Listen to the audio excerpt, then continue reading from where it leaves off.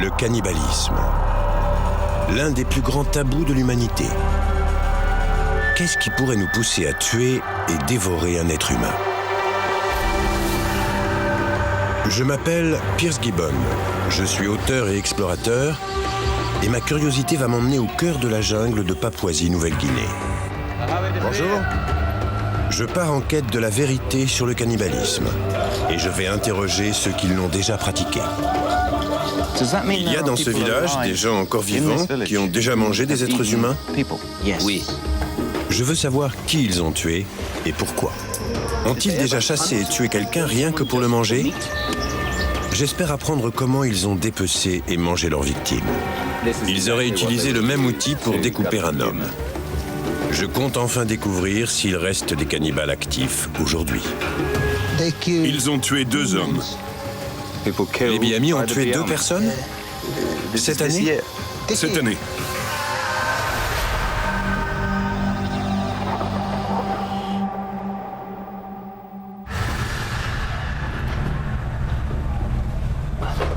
Les cannibales ne viennent pas que de jungles reculées et d'îles désertes. Ils trouvent aussi leurs origines en Angleterre. Je me trouve dans la grotte de Gough, près du village de Cheddar, où des éléments tentent à prouver que le cannibalisme fut un temps répandu dans le monde entier.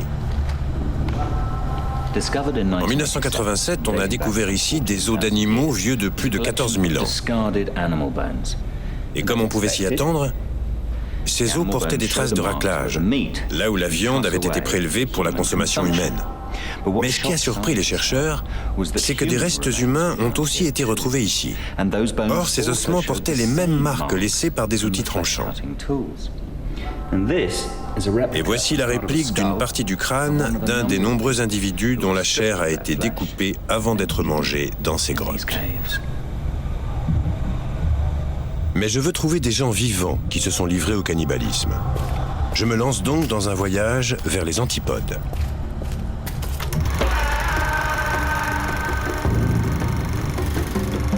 Les récits les plus récents relatant des actes cannibales nous viennent de populations tribales sur l'île de Nouvelle-Guinée.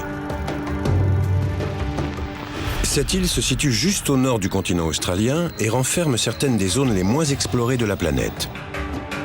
Je commence mon périple en Papouasie-Nouvelle-Guinée, État qui recouvre la moitié est de l'île.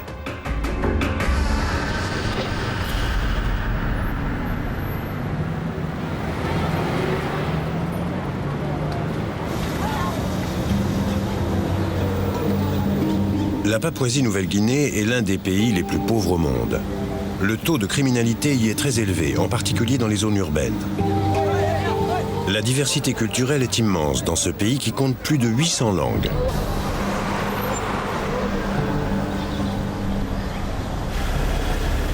Je cherche à me rendre dans l'intérieur de l'île pour rencontrer des indigènes qui ont pu pratiquer le cannibalisme. Mais avant toute chose, je dois me plonger dans le passé de ce pays.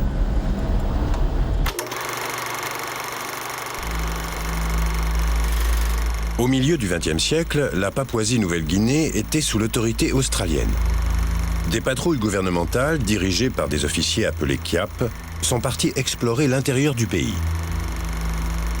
Culturellement, ce périple leur a fait remonter le temps. Leur compte-rendu faisait état de groupes d'individus qui vivaient encore à l'âge de pierre. Les patrouilles ont aussi signalé avoir été en contact avec des cannibales. Ces rapports sont toujours conservés aux archives nationales australiennes. J'espère qu'ils me conduiront au territoire où les indigènes ont pratiqué le cannibalisme.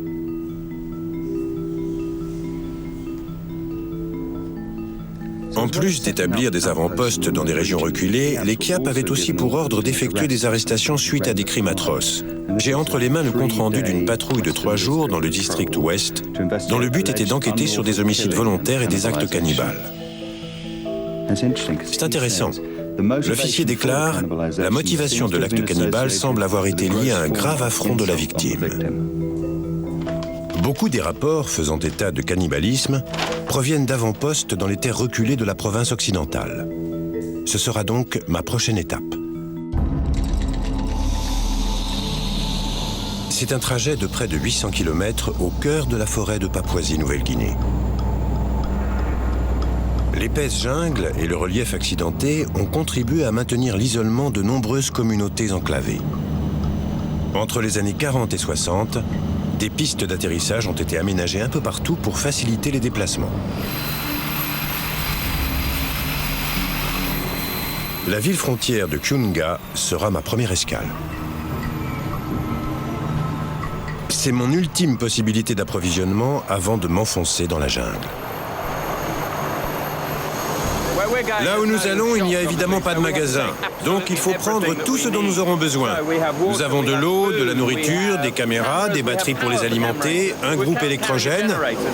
Reste à savoir si tout va rentrer dans cet avion. À l'est de Kiunga se trouve l'une des dernières régions explorées par les patrouilles australiennes. En raison des conflits tribaux et du cannibalisme, l'accès à cette zone est resté très réglementé jusqu'en 1969. Aujourd'hui encore, des éruptions de violence justifient l'existence de zones interdites dans toute la Papouasie-Nouvelle-Guinée. Mais on m'a parlé d'une piste située dans une région relativement paisible, où les villageois des alentours se seraient livrés au cannibalisme par le passé.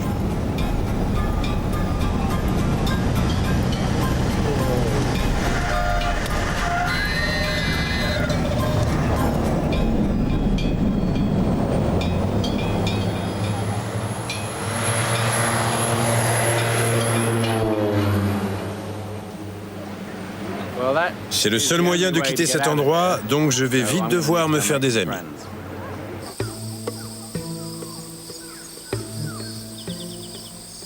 Avant l'aménagement d'une piste à Onenabi, il y a 40 ans, l'endroit n'avait presque aucun contact avec le monde extérieur. Pour un étranger comme moi, le sentiment d'isolement est encore très fort. Le téléphone le plus proche se trouve à 3 jours de marche. Dans le village de Sodiobi, j'espère trouver un traducteur. Bonjour. Bonjour. Qui est Benny? Je suis là. Bonjour. Il paraît que vous comprenez l'anglais. Vous parlez anglais? Oui. Voilà une excellente nouvelle. Je peux passer quelques jours ici? Oui. Vraiment? Vraiment. Merci infiniment. Benny, membre d'un groupe de fidèles qui traduit la Bible, accepte d'être mon guide. Les habitants de Sodiobi et des villages alentours sont connus sous le nom de Samo. Ils vivent sans électricité ni eau courante et tirent encore l'essentiel de leurs ressources de la jungle. Les Samo survivent avec un régime très pauvre. Dans un marécage, ils me montrent comment ils extraient leur ration quotidienne de sagou, du bois de sagoutier. J'espère qu'ils me parleront aussi des cas de cannibalisme survenus dans la région. J'ai une question un peu délicate sur votre histoire et sur une pratique d'autrefois. Je pense au cannibalisme, au fait de manger des gens. Est-ce que je peux poser ce genre de questions? Oui, bien sûr. Vous êtes à l'aise avec ça? Oui. Merci. Désolé, c'est un sujet difficile, mais je voudrais savoir si c'est encore répandu aujourd'hui. Non, aujourd'hui, je ne crois pas. Mais autrefois, oui. Dans ce village? Dans ce village et dans tous les autres. Tous? Tous. Dans cette région? Exactement. Donc il y a dans ce village des gens encore vivants qui ont déjà mangé des êtres humains? Oui. D'accord. C'est possible de les interroger là-dessus? Ils accepteront d'en parler? C'est possible. C'est possible. Oui. Par chance, le sujet du cannibalisme ne semble pas tabou. Benny m'emmène voir des anciens. Donc je crois que je m'apprête à rencontrer pour la première fois des gens qui ont participé à des actes cannibales. Ce qui m'intéresse particulièrement, c'est de savoir si ce cannibalisme avait un simple but de survie ou s'il avait une signification rituelle.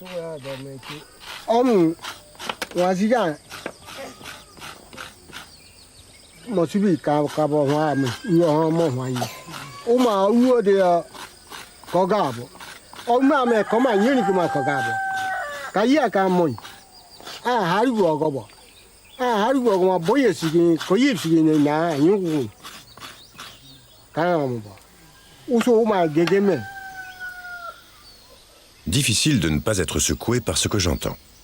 Je cherche à savoir pourquoi cette femme avait été tuée.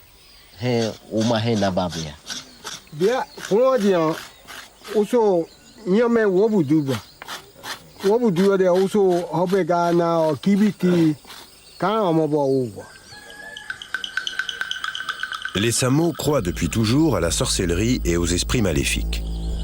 La capture de sorciers ou de sorcières présumées est l'une des raisons qu'ils invoquent pour les exécutions et les pratiques cannibales d'autrefois. Mais c'était aussi une forme de vengeance.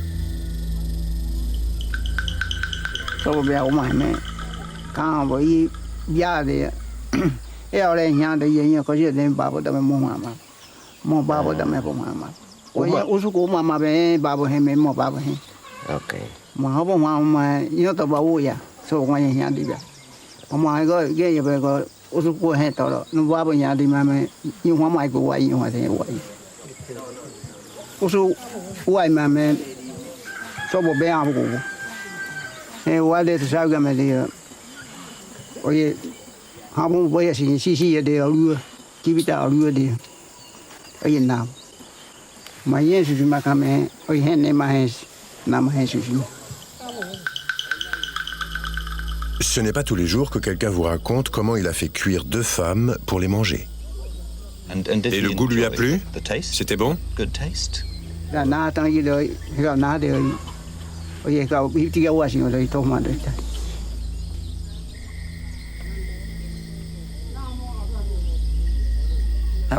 C'était fascinant. Il parle du cannibalisme simplement, pas comme d'un grand rituel ou d'un dernier recours en cas de famine. En gros, il tue quelqu'un pour se venger ou pour régler un conflit. Il se retrouve avec un corps sur les bras. Alors pourquoi gâcher une précieuse ration de viande? Mais je veux mieux comprendre le rapport entre sorcellerie et cannibalisme, et savoir si ces pratiques ont encore cours dans les jungles de Papouasie-Nouvelle-Guinée.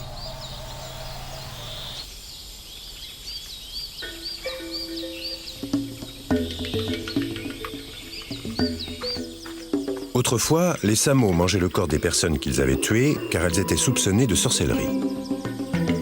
Le cannibalisme était alors un moyen d'enrichir leur régime très pauvre. Aujourd'hui, la viande reste une denrée rare. Mon guide Benny m'invite à me joindre à lui pour déjeuner. Ce que nous pourrions prendre pour une portion individuelle sera ici soigneusement partagé entre toute la famille.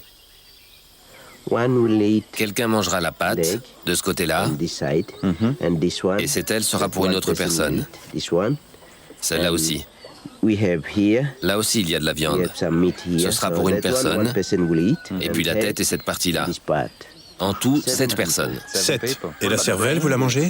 Oui, bien sûr. C'est bon? Oui.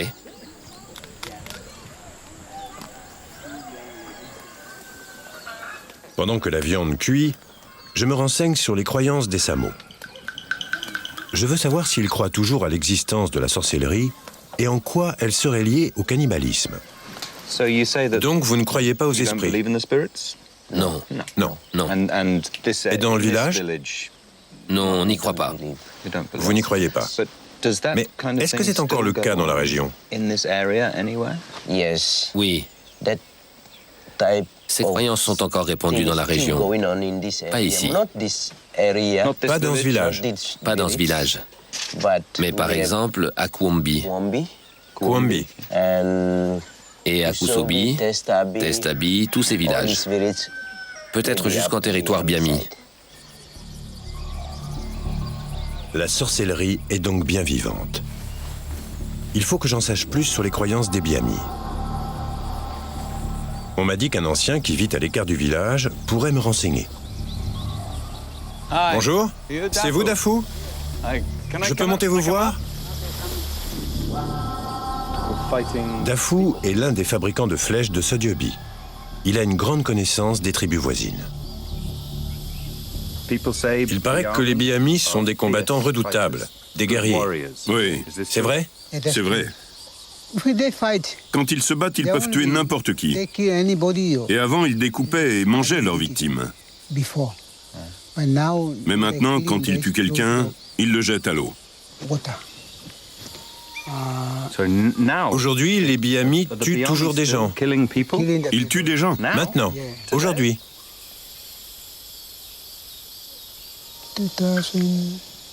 Cette année encore, en 2010, dans une des tribus Biami, ils ont tué 2 hommes. Et ils les ont jetés à l'eau. Cette année. Cette année, oui. Ils ne les ont pas mangés, ils les ont jetés à l'eau. Ils ne mangent plus leurs victimes, mais ils continuent de tuer. Voilà. Cela fait froid dans le dos d'apprendre que dans les vastes jungles non contrôlées de Papouasie-Nouvelle-Guinée, on tue toujours des hommes et des femmes soupçonnés de sorcellerie. Puisque des tribus tuent encore des sorciers aujourd'hui, je me demande si certaines perpétuent aussi le cannibalisme. Malgré de sérieux avertissements, je tiens à rencontrer ces Biami si redoutés afin de comprendre leur lien avec le cannibalisme. On m'a parlé d'un village du nom de Mogoulou en plein territoire Biami qui dispose apparemment d'une piste où l'on peut se poser sans trop de risques. C'est ma prochaine étape.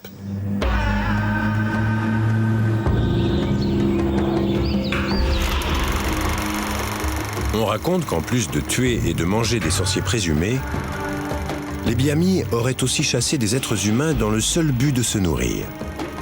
Ce qui a fait d'eux le peuple le plus redouté de la province occidentale.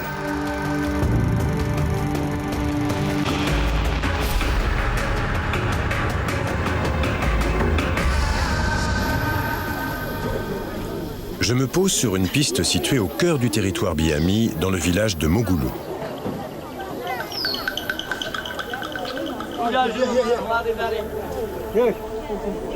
Je souhaite rencontrer des individus qui se sont déjà livrés au cannibalisme et savoir si cette pratique perdure. Mais d'abord, je dois m'assurer que les habitants acceptent que je les interroge. Bonjour. Bonjour.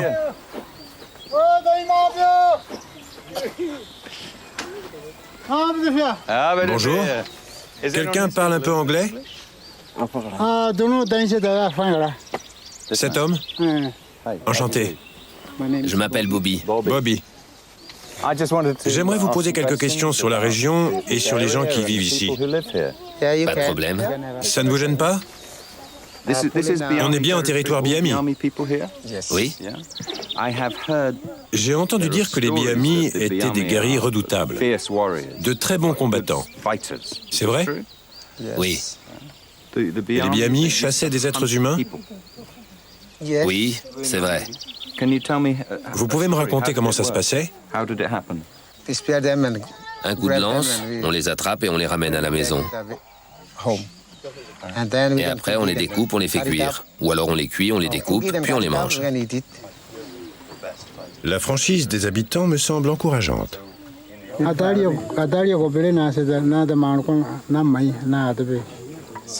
Il dit qu'il a déjà goûté. Il a vu toute la préparation, puis il a goûté la viande. Il en a mangé. Il a goûté de la viande humaine. Mais il n'a pas participé à la chasse. Si j'ai bien compris, on a ramené de la viande d'homme à sa famille et il en a mangé. Oui, c'est ça. On a distribué de la viande humaine. De la chair humaine. De la chair humaine? Oui. Mais plus aujourd'hui. Non. C'est bon à savoir. Dans les années 60, l'arrivée des Kiap et des missionnaires chrétiens a eu un impact considérable sur le mode de vie des Biami. La coutume qui consistait à tuer et manger ses ennemis a été découragée sous peine d'emprisonnement. Certaines traditions ont été jugées contraires aux règles élémentaires d'hygiène, comme les sépultures aériennes, une pratique qui visait à protéger les défunts des esprits maléfiques du sous-sol. Contre toute attente, il reste un missionnaire qui passe encore le plus clair de son temps ici. Tom Hoey et sa femme Solomi vivent parmi les Biami depuis près de 40 ans. Je veux savoir si les rumeurs quant au goût des Biami pour la chair humaine sont fondées. Est-il vrai que les Biami avaient l'habitude de chasser des êtres humains juste parce qu'ils voulaient manger leur viande? Ah oui, c'est tout à fait exact. Vous êtes sûr? Mais il les chassait en pleine nuit, évidemment.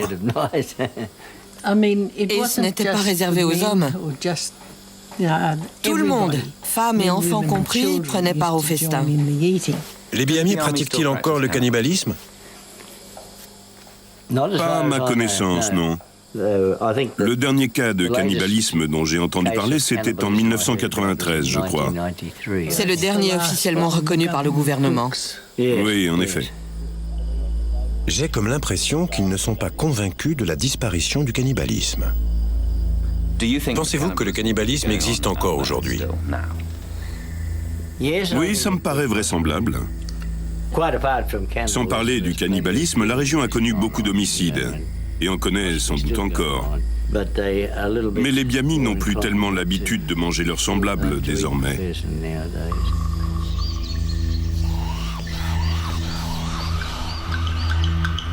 Il est impossible d'écarter totalement l'existence du cannibalisme dans des zones plus reculées de Papouasie-Nouvelle-Guinée. Je cherche à apprendre des villageois ce qu'ils savent des attaques cannibales passées. On m'emmène rencontrer l'un des derniers grands chefs guerriers Biami de la région, Guigélé. Jeune homme, Guigélé a dirigé des attaques contre des villages où des sorciers présumés se cachaient.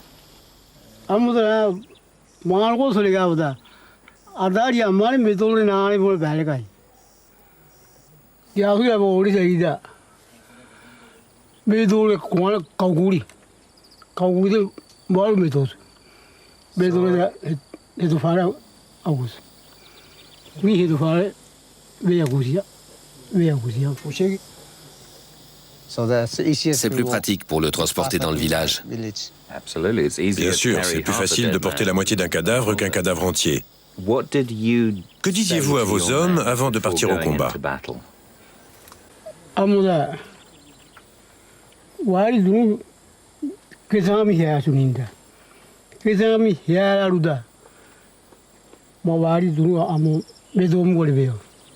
C'est qui ce meneur de chant?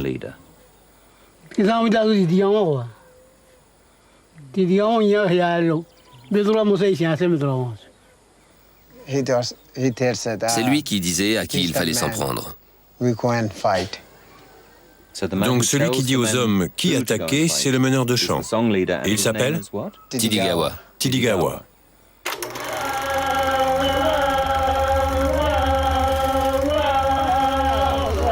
Sur ces images très rares, les Biami se livrent à un chant rituel pour bénéficier de la sagesse du monde des esprits. C'est pendant cette cérémonie que l'homme appelé meneur de chant cherche à localiser un sorcier présumé pour qu'il soit mangé.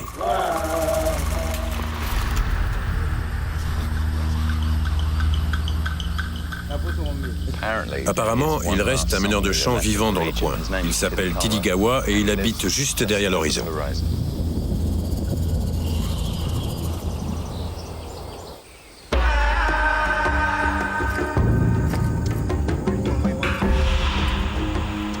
Je pars à travers la jungle vers un village où j'espère rencontrer un homme nommé Tidigawa.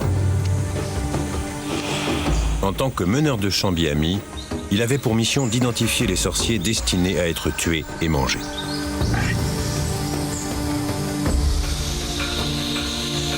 Ce périple va nous emmener au sud-ouest de Mogoulou, à travers un relief semé d'embûches.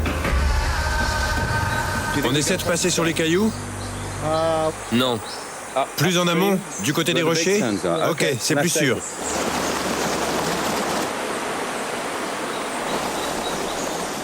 Les rivières de Papouasie-Nouvelle-Guinée abritent parfois des crocodiles, mais on m'assure qu'il y en a peu dans cette zone.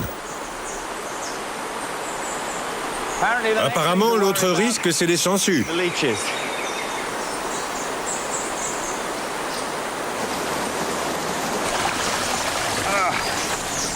Allez, on monte.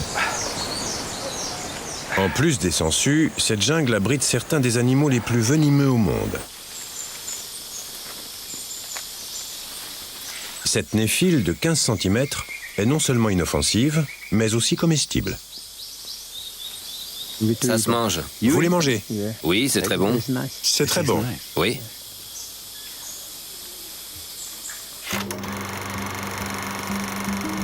Lorsque les patrouilles gouvernementales ont exploré la région dans les années 60, les marches pouvaient durer plusieurs semaines et il fallait de nombreux porteurs pour acheminer les vivres.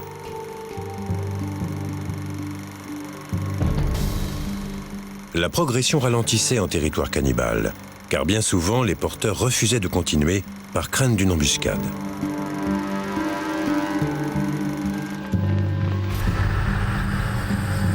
Traverser la jungle à pied est extrêmement fatigant. On résume parfois ce climat par 2 chiffres clés, 30-90, parce que la chaleur dépasse 30 degrés et que l'humidité atteint 90%. Je n'ai qu'une demi-journée de marche. Je n'ose imaginer ce que c'était pour les officiers qui patrouillaient pendant des jours ou des semaines sans s'arrêter. En plus, ils risquaient de tomber sur une embuscade. Les porteurs avaient de bonnes raisons d'avoir peur. Les embuscades étaient fréquentes sur les sentiers reliant les villages.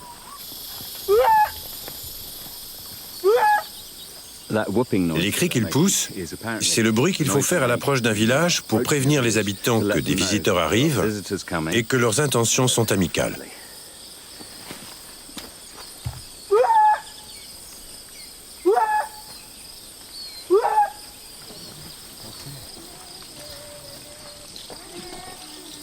En pénétrant dans l'un des villages les plus reculés au monde, j'appréhende la réaction des habitants.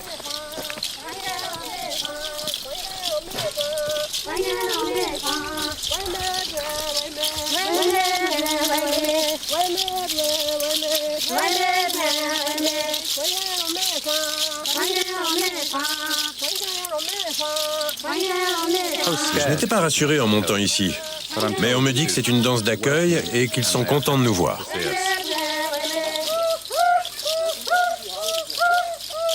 On me conduit jusqu'à la maison longue du village où j'espère enfin rencontrer Tidigawa. Je peux entrer ? Oui, c'est bon.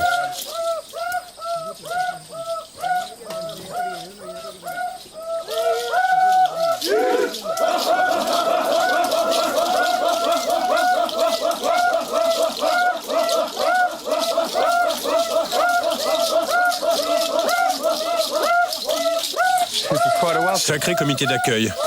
Je ne m'attendais pas à ça. Bonjour. Très honoré. Vous êtes Tidigawa ? Oui, c'est moi. Je suis ravi de vous rencontrer, vraiment. J'ai l'impression que les troupes attendent d'être passées en revue, comme si j'étais un dignitaire étranger. Vous vous habillez comme ça tout le temps ? Ou c'est juste aujourd'hui, ou pour quelle occasion ?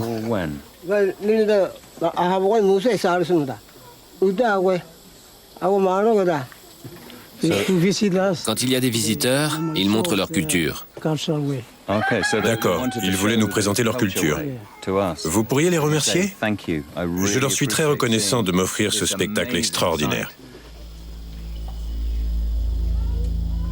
Maintenant que j'ai enfin rencontré Tidigawa, l'un des derniers meneurs de chant Biami, j'aimerais savoir quel rôle il a joué dans les rites cannibales. Tidigawa, vous pouvez me dire comment on découpe un homme ?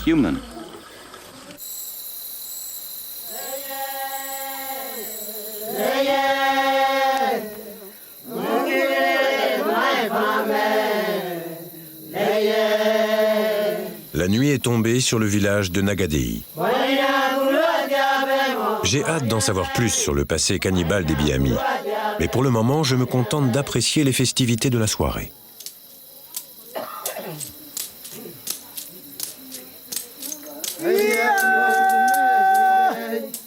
Les danses initiatiques étaient jadis une composante essentielle de la culture Biami. Elles sont encore pratiquées aujourd'hui, mais plus par nostalgie que par conviction. Le type qui brandit le tison est appelé le farceur. Et sa tâche consiste à faire tomber de la sève en feu sur les danseurs. Pour les faire rire ? Oui. Pour les faire rire.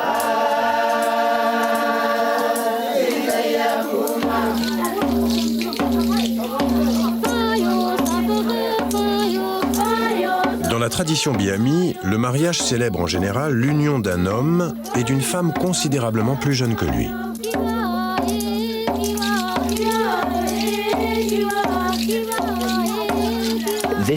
Apparemment, ce soir, toutes les filles qui dansent sont célibataires. Si l'homme qui se trouve au milieu danse bien, alors demain matin, les filles le suivront peut-être. Plutôt une fille. Une fille le suivra peut-être chez lui. S'il se débrouille bien.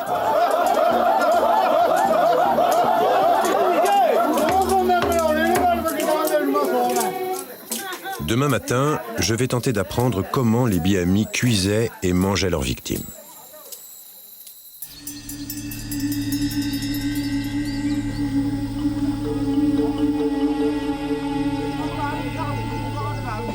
Je compte demander aux anciens du village s'ils se rappellent avoir chassé leurs semblables pour les manger. Mais un repas de fête a été prévu en mon honneur et au village, tout le monde est affairé.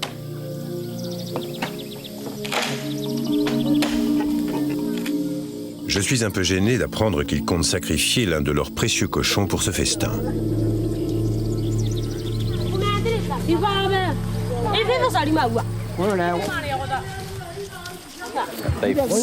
Ils ont sélectionné le cochon qu'ils vont tuer aujourd'hui pour le festin. Ils essayent de le distraire en lui jetant de la nourriture, mais je crois que ce sera son dernier repas.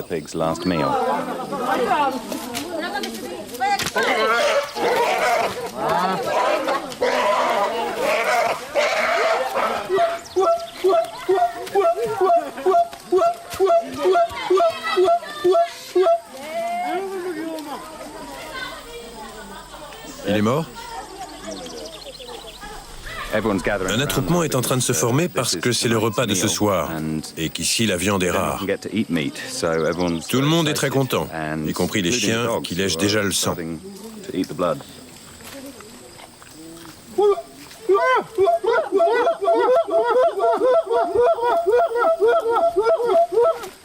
J'ai remarqué que le propriétaire du cochon n'a pas pris part à l'abattage. Je tiens à lui demander pourquoi.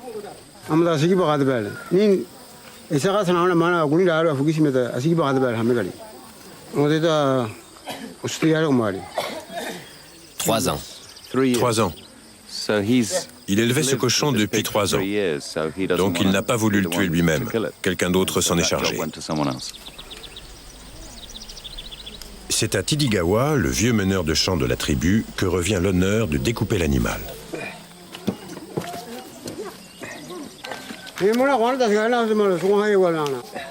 Je suis impressionné par l'habileté avec laquelle il dissèque la bête à l'aide d'outils rudimentaires.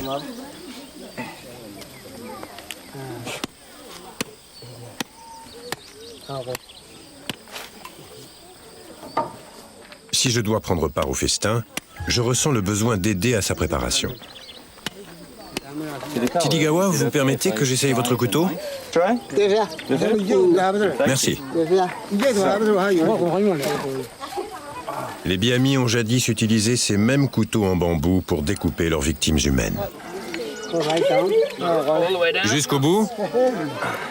Voilà. Je n'avais jamais utilisé un couteau en bambou, mais ça marche bien.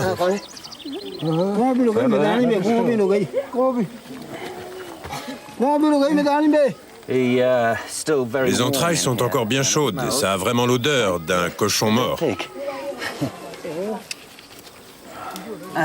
Et il nous faut un couteau neuf, bien aiguisé. Ces lames en bambou ne marchent qu'un moment. D'accord, je vois. Ça fait une lame neuve. Super, merci. Voilà avec une nouvelle lame. Il a suffi de retirer quelques fibres pour l'affûter. Comme ça. Ça va, c'est bon ? Voilà. Et ce bout-là, c'est bon comme ça ? C'est assez sanguinolent. L'odeur n'est pas vraiment ragoûtante. Je n'arrive pas à m'imaginer en train de faire ça à un corps humain. C'est inconcevable. Mais je suppose que je finirais par me faire à l'idée. Si j'étais vraiment affamé. Dans ce sens, c'est bon ?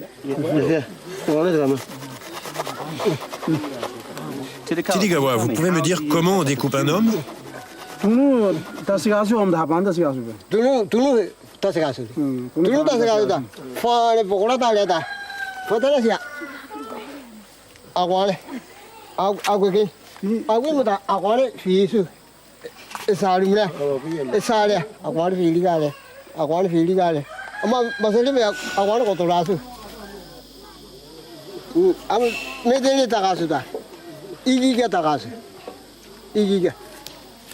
La chair humaine se coupe facilement avec du bambou. C'est plus dur ou pareil que le cochon?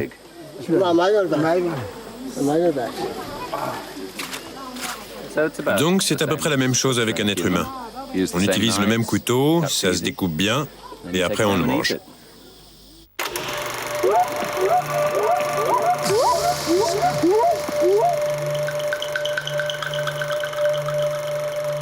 Les techniques de cuisson employées par les Biami sont les mêmes depuis des siècles.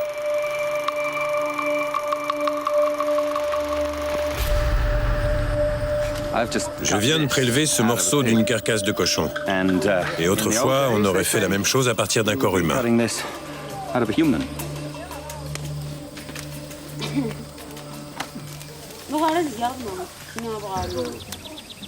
Ils font cuire la viande de cochon exactement comme ils faisaient cuire la chair humaine. Pour commencer, ils posent les membres directement sur le feu. Là, on saisit juste la viande pour en emprisonner les sucs, je suppose. Et puis les flammes vont permettre de se débarrasser des poils présents sur le reste de la carcasse.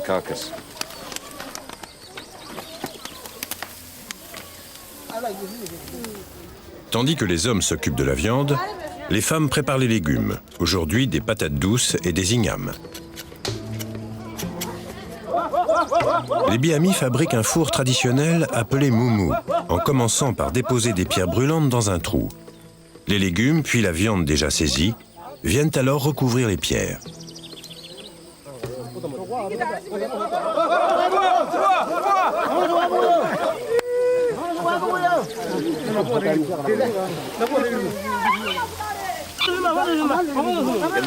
Pour l'instant, on se fait un sauna au porc avec la vapeur. Mais dans une demi-heure, on aura un bon repas à déguster. Et j'ai hâte.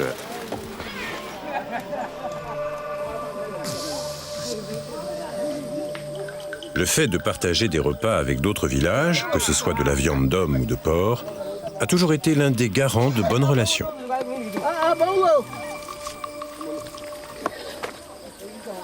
On m'a donné un morceau de choix et j'ai été servi en premier. C'est un très grand honneur. Merci. Merci.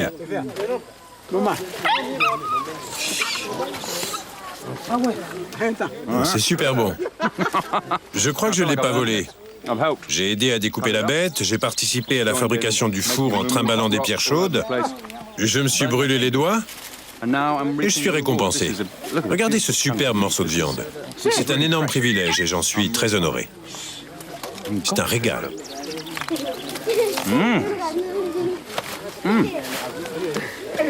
Rien ne se perd lorsque les Biami tuent un animal aussi précieux. Et mes hôtes tiennent à me faire goûter autre chose que les morceaux nobles. Ah, d'accord. Bon, je vais essayer. Alors, ceci est un œil de porc. Vous mangez tout d'un coup? Ça se mange en une seule bouchée? Une seule bouchée. On vient de me donner un œil de cochon. Il faut bien être poli.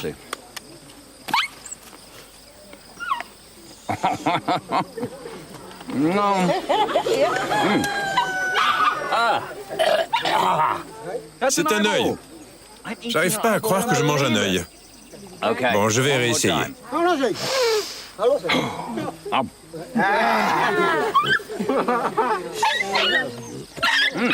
C'est caoutchouteux. Et dès qu'on mord dedans, il y a du liquide qui gicle. C'est pas évident. Mais c'est bon. Merci beaucoup. C'est plein de protéines. Et ici, c'est ce qui compte.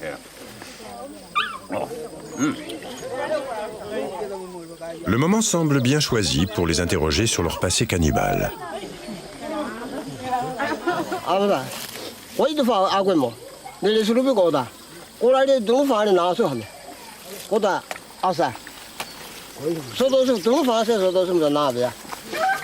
Vous avez mangé de la viande humaine? C'était aussi bon que le porc?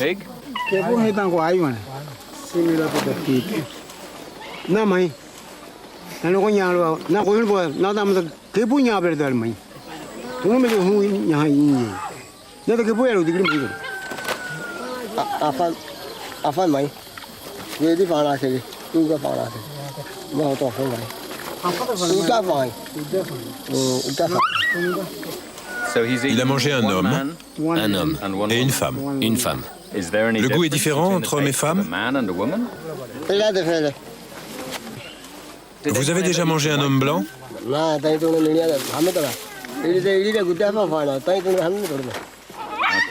Aucun blanc ne s'aventurait ici, donc vous n'avez pas eu l'occasion d'en manger, c'est logique.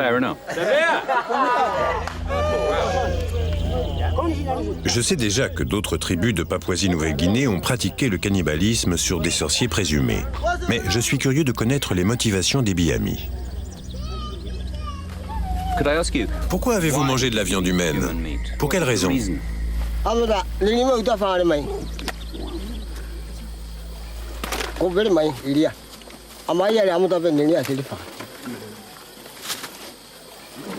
Et l'homme qui l'a mangé, c'était pourquoi?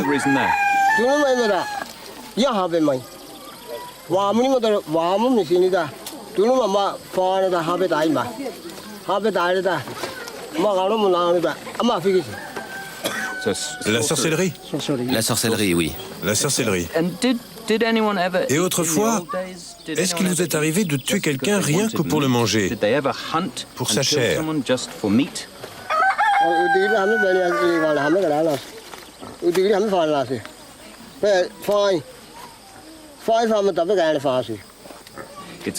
Donc c'est soit pour se venger, soit pour se débarrasser d'un sorcier qui avait entraîné la mort de quelqu'un. Voilà. Mais jamais par faim. Non. Jamais parce qu'ils avaient faim.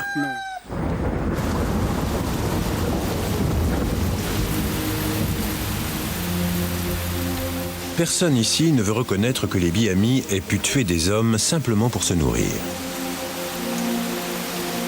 Je me demande si tuer quelqu'un dans ce seul but est un tabou, une pratique à laquelle cette génération ne veut pas être associée. Curieusement, après quelques semaines passées ici, je commence à voir le cannibalisme comme une attitude normale, car pour eux, ça l'était. Si j'avais grandi ici en baignant dans cette culture, j'aurais sans doute participé. Je comprends donc que pour quelqu'un qui mange de la viande et qui a faim, la viande humaine est une viande comme les autres. Mais je n'arrive pas à m'ôter de la tête l'idée que découper un corps humain est un acte digne d'un tueur psychopathe. Parce que c'est vu comme ça dans ma culture. Ça, je crois que je n'aurais pas pu.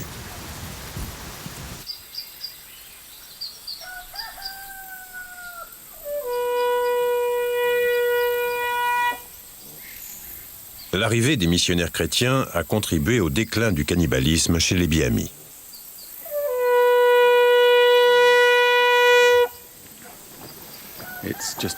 Il est 6 heures du matin et le pasteur vient de sonner son corps. Il paraît qu'à ce signal, la plupart des villageois se rendent à l'église.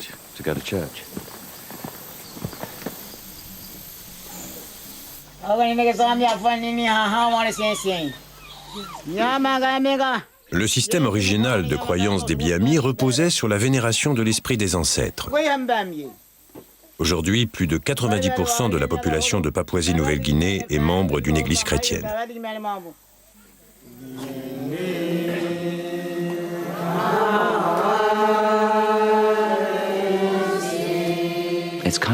C'est assez étrange d'assister à une messe chrétienne ici. Après avoir vu tous ces gens porter leurs peintures de guerre, leurs arcs et leurs flèches à la main, et de se dire que le christianisme est arrivé jusque-là. C'est bizarre, très bizarre. Les missionnaires chrétiens sont souvent accusés d'effacer les identités culturelles, et leur impact est indéniable ici. Le pasteur d'Away n'a pas toujours été chrétien. J'aimerais connaître son avis sur l'importance du christianisme pour les Biami dans la région.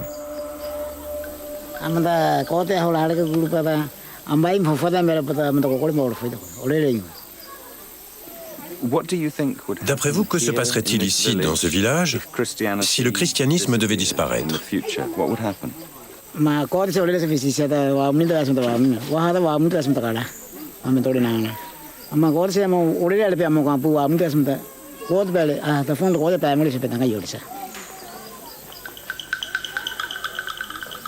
C'est incroyable. Je viens d'assister à une messe conduite par un homme qui a mangé de la chair humaine. Quel chemin il a parcouru! Aujourd'hui, il est devenu pasteur et il est intimement convaincu que s'il arrête de prêcher et si le christianisme disparaît de la région, le cannibalisme, la violence et les jours sombres du passé reviendront.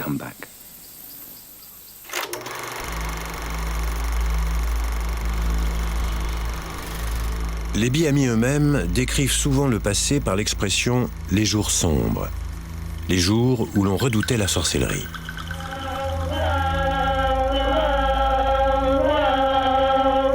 Au cours des chants rituels, le meneur de chant prétendait identifier un sorcier présumé. L'accusé était alors exécuté, puis mangé. L'arrivée des missionnaires chrétiens en Papouasie-Nouvelle-Guinée a peut-être contribué à mettre un terme au cannibalisme. Mais elle n'a pas éradiqué les représailles mortelles contre les sorciers présumés. Avant de quitter Nagadei, je voudrais savoir si Tidigawa, le meneur de chant, est encore capable d'identifier des sorciers. Mais alors qu'on me conduit jusqu'à lui, j'apprends qu'il souffre d'une crise de paludisme.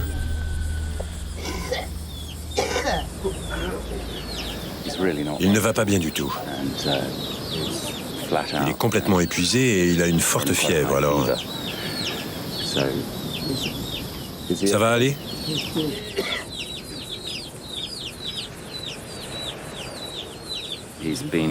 Il a transpiré toute la nuit et il n'a pas beaucoup dormi, le pauvre. Mais il a accepté très gentiment de se lever pour me parler du passé et du fonctionnement des chants rituels. Tout d'abord, je veux savoir comment Tidigawa identifiait les sorciers qui étaient par la suite tués et mangés. Je peux vous demander de me décrire le déroulement d'un chant rituel?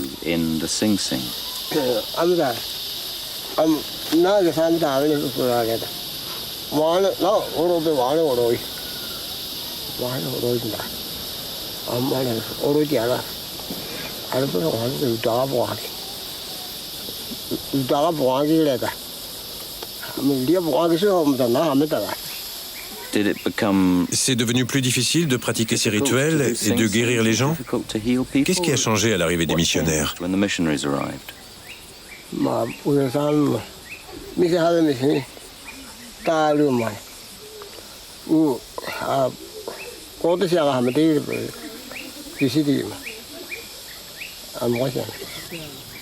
Privé de participants à ces chants rituels, Tidigawa a perdu son lien avec le monde des esprits.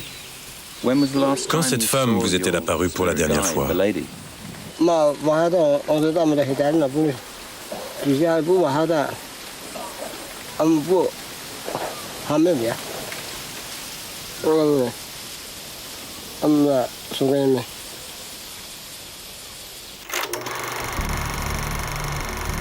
Tidigawa n'est plus en mesure d'identifier des sorciers. Je suis curieux de savoir s'il croit que les Biami pourraient un jour retourner au cannibalisme.